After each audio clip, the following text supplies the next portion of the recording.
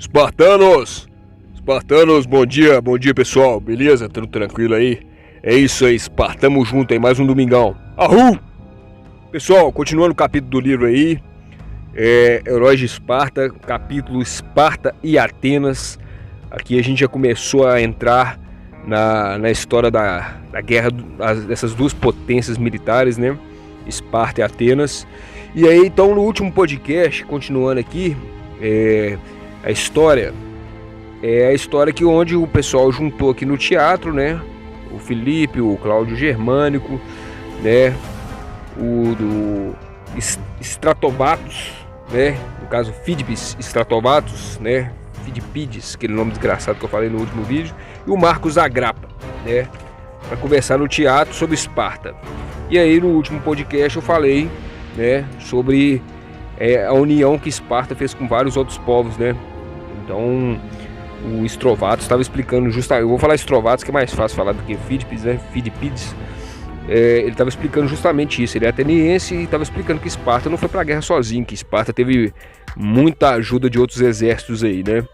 Então, se tiver meio aéreo aí nesse podcast aí, dá uma ida lá no podcast passado lá que você vai entender melhor a história aí, né, dessa união de Esparta com outros povos. E justamente também como é que chegou nesse enredo todo para estar conversando no teatro, enfim. Eu vou começar daqui porque se eu ficar voltando toda vez, né, aí perde o foco aqui do negócio, né, e quem acompanha o podcast já tá ligado no que eu tô falando. Então eles estavam lá no teatro e foi Cláudio que retomou a palavra, Cláudio Germânico que retornou a palavra, né, depois que o Strovatus tinha falado, né, sobre a união de Esparta. E aí o Cláudio chegou e falou, né? Mas antes de começar, só para de praxe mesmo, se tá curtindo aí, pessoal, manda aquela bicuda espartana no like aí, arrocha aí, afunda esse botão de inscrição aí, né? Sem piedade. E dê um arru no sininho para continuar recebendo as notificações aí, se tá curtindo o conteúdo. É isso aí, a vida é feita de atitude, né? Então, se a gente não tiver atitude hoje em dia, infelizmente as coisas ficam difíceis. Então mostra que você tem atitude aí e senta o dedo no like aí, no botão de inscrição do canal aí. E é isso aí, Espartano, vamos pra frente. Então, Cláudio tomou a palavra, né, do ateniense, né, e disse exatamente o seguinte: vocês podem ver como é que esse ateniense aqui, né, ele é poderoso, né, ele é orgulhoso para Atenas, né. Ele está justamente aqui exaltando que Esparta não foi nada praticamente nessa guerra de Termópila sem a ajuda dos outros exércitos, né? E aí ele riu, bateu no ombro, né, do amigo, né, ateniense, né? Mas a verdade é essa. A verdade é que realmente os exércitos de Esparta e Atenas foram os principais exércitos naquele conflito, né? Foram praticamente os exércitos assim líderes das outras nações, né, em relação à hierarquia na guerra militar da Grécia contra a Pérsia, contra Xerxes, né? Isso aí é inegável, que primeiro era Esparta e segundo logo atrás de Esparta era Atenas. Atenas principalmente no mar, né? O filme 300, a Ascensão do Império, mostra isso claramente, que se não fosse Atenas ali no mar, ali segurando ali para Leônidas, ia ficar difícil. Ia ficar muito difícil mesmo. Então a Atenas realmente teve um papel muito importante aí nessa história aí contra Xerxes, né? E isso não pode ser ignorado por nós espartanos aqui. Bom, e aí no caso aqui, ele fala, eu expliquei para o nosso cara amigo aqui, Filipe, né, que antes mesmo de vocês, historiadores, começarem a espalhar histórias que podem ou não se tornar novas Ilíadas, é necessário entender o que motivou os espartanos a tal atitude, né? O que motivou os espartanos realmente a poder encarar um exército aí gigantesco como o de Xerxes. Mas antes de entrar nisso aí, só explicar para vocês aqui o que eu falei aqui. Ilíadas, pessoal, Ilíadas eram considerados, se a gente buscar mesmo a essência da palavra, são poemas, são séries de aventuras, são feitos de heróis, né? E a Ilíada, principalmente na Grécia ali, ela ficou muito caracterizada, esse nome, justamente com a história de Troia, de Aquiles de Troia ali, né? Onde tem toda aquela história da princesa. Quem viu o filme de Troia já sabe o que eu tô falando aí, né? Mas se não viu, assista, que é um filmaço, com Brad Pitt lá, filmaço de Troia, né? Então a Ilíada, na verdade, é o conto de Homero, né, em relação à Guerra de Troia, como é que as coisas aconteceram. Fala justamente também de Helena de Esparta, porque Helena era de Esparta, né? A pessoa é Helena de Troia, não. Antes de ser de Troia, a Helena era de Esparta. E às vezes muita gente até ignora isso aí, né, esse fato aí. Mas resumindo, é um filmão, recomendo aí pra todo mundo assistir, né? Troia, filmaço. E Ilíadas era praticamente isso, né? Então, foi até o que eu falei no último podcast. Antes de a gente transformar essas histórias de aventuras em desses feitos heróicos, de batalhas sangrentas, em poemas, em mensagens de reflexões para o mundo aí, né? É necessário entender realmente, né, por que os espartanos tiveram aquela atitude e, enfim, de peitar o exército de Xerxes, né? Então Cláudio Germânico vai explicando aqui, é só você pensar bem, 300 espartanos fazem parte de um exército, que segundo, na verdade nem fazem parte, né, pessoal, na verdade 300 espartanos era a guarda pessoal de Leônidas, nem era o exército de Esparta que estava ali, né. Então, por que eles queriam peitar um exército que era praticamente, igual eles falam, que era maior que as estrelas do céu? Aí ele fala, isso é claro que não, a menos que você seja um soldado que nasceu ou se preparou para esse sacrifício, o ato mais parecerá uma besteira cometida por tolos, né, do que algo para ser lembrado, né. Quer dizer, ele falava assim, não faz sentido, né? Ele vai questionando mesmo essa decisão de Leônidas, dos 300, de querer enfrentar esse negócio todo aí, né. E aí, né, o Agrapa, né, o Marcos Agrapa perguntou, mas então o que você propõe, Cláudio? Aí falou assim, a gente que é historiador, a gente propõe uma análise completa, meu caro amigo Agrapa. Porque é o seguinte, eu já tive a oportunidade de explicar para o nosso amigo Felipe da Macedônia, né, historiador também, como funciona a política e a vida militar de Esparta. Essa noite eu vim justamente para falar para vocês um pouco sobre as diferenças de Esparta e Atenas e como essas duas potências foram igualmente importantes na Batalha de Termópilas, né? Então aí acabou que no meio desse percurso aí, uma aluna acabou levantando a mão, né? E ele esperou a permissão de Cláudio para poder perguntar. E aí o aluno chegou e perguntou mesmo. Aqui, eu ouvi dizer que Esparta e Atenas, uma não gostava uma da outra, não. Isso é verdade, por acaso? Porque se for assim, acho muito difícil que Atenas tivesse dado o controle da sua frota para Leônidas na batalha. Pessoal, quando a gente olha para esse lado aí, fica até uma coisa meio polêmica, né? Se eram cidades rivais, como é que uma cedeu o exército para outra assim, de forma tão, né?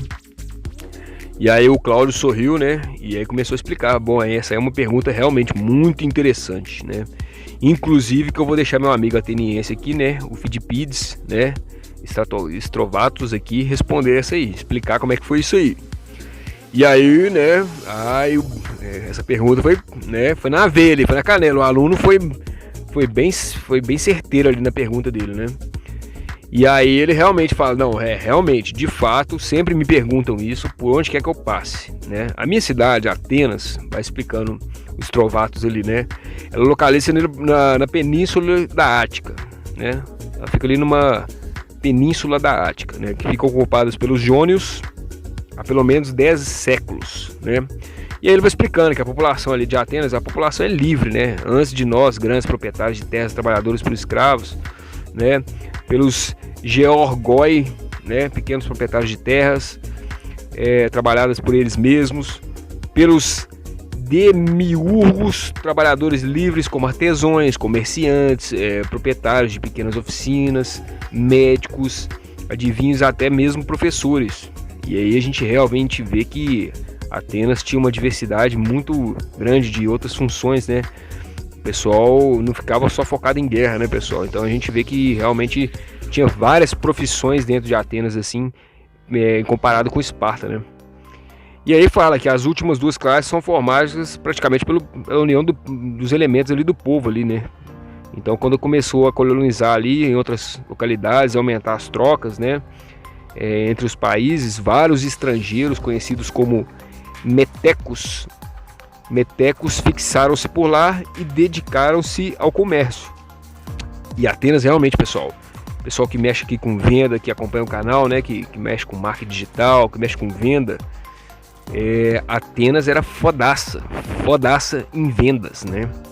Eles eram um bicho para comerciar, para fazer as catiras ali, os caras eram cabulosos, né? E aí fala assim, isso inclui inclusive os romanos também, né? As relações, agora, já as relações com Esparta sempre foram mais difíceis, né? Sempre foi tensa, né?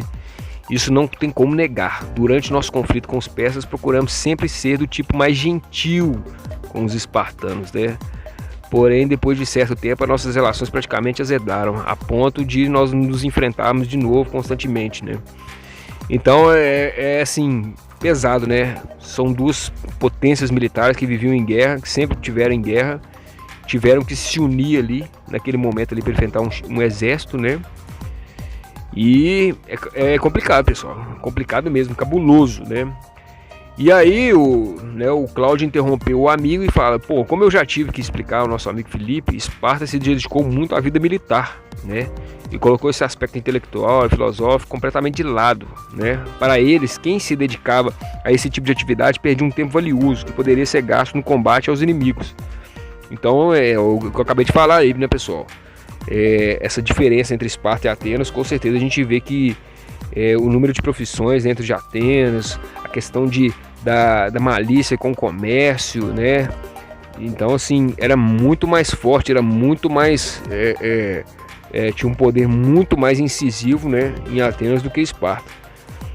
Então, as reflexões que ficam aqui para esse podcast, é um podcast mais direto aqui, mais curto, é o seguinte, a primeira reflexão é o seguinte, pessoal, para a gente tentar manter boas relações com as pessoas em qualquer lugar que a gente passe, seja com famílias, né, que a gente conhece, seja com amigos, seja com festas, eventos, certas ocasiões, né, enfim, qualquer lugar que a gente passe, empresas que a gente trabalha, enfim, famílias de ex-namorada, eventos, viagens que a gente vai fazer com um certo grupo de pessoas. Pessoal, sempre tentar manter boas relações pessoais. É lógico que existem pessoas que são folgadas, são pessoas que são difíceis, né? Que a gente não consegue também ser amigo de todo mundo, que às vezes o santo realmente não bate, né?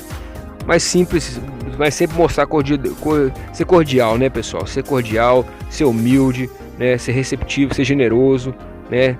Sempre aquilo que eu falo, no maior poder do mundo que eu soltei essa semana aí. Tentar servir, pessoal, tentar ser, né, tentar ser útil, tentar agradar sempre. Então essa é a primeira reflexão que a gente faz aqui, porque nesse caso aqui, como as duas potências aqui tiveram muita questão de picuinha mesmo, olha como é que era difícil o ateniense engolir o orgulho dele para pedir ajuda para Esparta. A gente vê isso no filme claramente, né, quando os atenienses vão para Esparta pedir ajuda lá da rainha Gorgo, e aí é humilhante, né? Temístocles ele se sente humilhado, né? Ter que ir lá pedir ajuda para os espartanos, mas ao mesmo tempo ele reconhecia que Esparta, né, querendo ou não, na hierarquia estava acima, não tinha como falar que não estava, né? Que na questão militar Esparta é que mandava mesmo, os caras eram preparados para a guerra, tanto que eles vão visitar Esparta e lá eles já chegam lá e já vê um jovem espancado lá por 4 espartanos forte pra caramba, eles já ficam até chocados, mas fala assim, não, normal, isso aqui faz parte dos espartanos mesmo, é isso mesmo, e eles reconhecem isso, né? Bom, e essa questão da gente manter boa relação com as pessoas, pessoal, eu falo nisso porque é o seguinte, porque a vida dá muitas voltas, sabe? Então, tem situações que a gente encontra com certas pessoas que acontecem cenas chatas, a gente às vezes é humilhado, às vezes a gente é tratado mal, né, num certo tipo de contexto, e a vida dá voltas, e a vida costuma às vezes colocar essas pessoas de novo na nossa frente, né, em situações às vezes diferentes, né, em situações às vezes muito piores, né. Então a gente pode citar aí, né, um pastor aí, né, ele citou o exemplo, pô, eu tinha um pastor que pregava comigo aqui e tal, o cara, né, a gente disputava, mas era uma disputa, né, para quem pregava mais e tal, é uma questão mais religiosa mesmo, dos pastores, quem sabia mais da Bíblia, e acabou que o outro pastor se perdeu pelo mundo aí, foi pro caminho das drogas e tal, né, esse pastor encontrou com o outro e ele viu que ele tava igual um mendigo, né, tava numa situação assim deprimente, né, então aquele cara que antigamente era arrogante, aquele cara que, né, era o concorrente, era aquele motivo de, né, era motivação, né, pro outro pastor tá tá podendo se especializar mais, agora não passa de um marimbundo aí, né? Então é muito triste, né, esse tipo de situação. Ou situações, pessoal, que acontece muito, que às vezes a pessoa é seu chefe, né? Às vezes a pessoa é seu chefe, só que lá na frente você acaba virando o chefe dessa pessoa. Essas situações vocês acham que não, mas acontece. Porque na vida é o seguinte, pessoal, quem é espartano da vida moderna aí, quem é guerreiro, quem é trabalhador aí, tá sempre buscando, tá sempre trabalhando mais, nunca vai ficar sossegado só com o emprego que tem, o salário que tem, vai estar sempre buscando algo melhor, entendeu? Vai estar sempre incomodado, vai estar sempre procurando progredir, né? Então, se um funcionário tá ali procurando progredir, ele é espartano, ele é sangue no olho e o chefe dele tá acomodado com aquela situação, um dia esse funcionário realmente pode virar chefe, né? Desse chefe aí que acomodou e ficou para trás. E aí é uma questão de humildade. A pessoa que não sabe tratar bem a outra em um determinado momento, em outro momento vai ter que engolir sapo. Eu conheço pessoalmente, né, pessoas que eram diretores aí de uma fábrica grande, né, e hoje eles estão num emprego mais humilde, né, e pior, né, às vezes recebendo ordem de pessoas que ele já trabalhou, que ele já mandou, que ele já tratou mal, né, e hoje ele está tendo que colher os frutos aí, né, que a situação simplesmente se inverteu. E serviço público isso acontece muito também, viu, pessoal? Porque serviço público, como é um mandato de eleição, são cargos temporários, cargos comissionados, né, cargos eletivos, né, às vezes prefeitos, vereadores, né. Então, assim, isso acontece bastante, as coisas se invertem, né. Às vezes aquele que era seu chefe num certo momento, no outro dia não é. Se você não teve uma boa relação com ele, né, você pode encontrar com ele depois e aí, sabe, fica aquele clima ruim, né.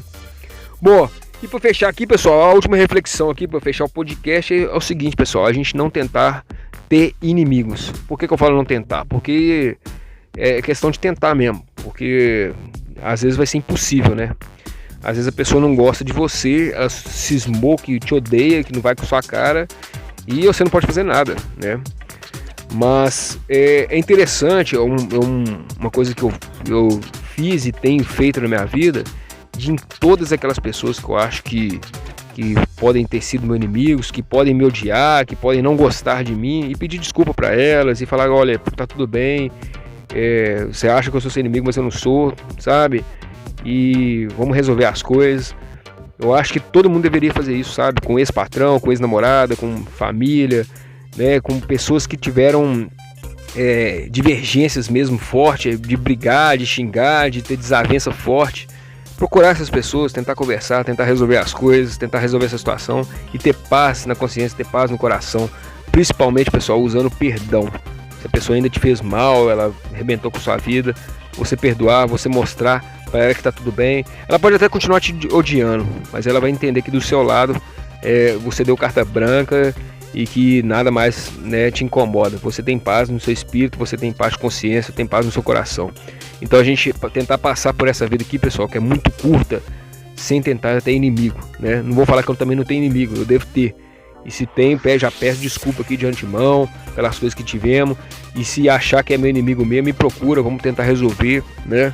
Eu acho que é interessante a gente amadurecer e tirar esses picuinhas, esses empecilhos, essas amarras, porque isso é praticamente uma amarra espiritual, né? Ficar preso num sentimento de ruim, aquele sentimento que você fala o nome da pessoa, você já sente sabe, que já sente uma energia ruim, já sente um desgosto.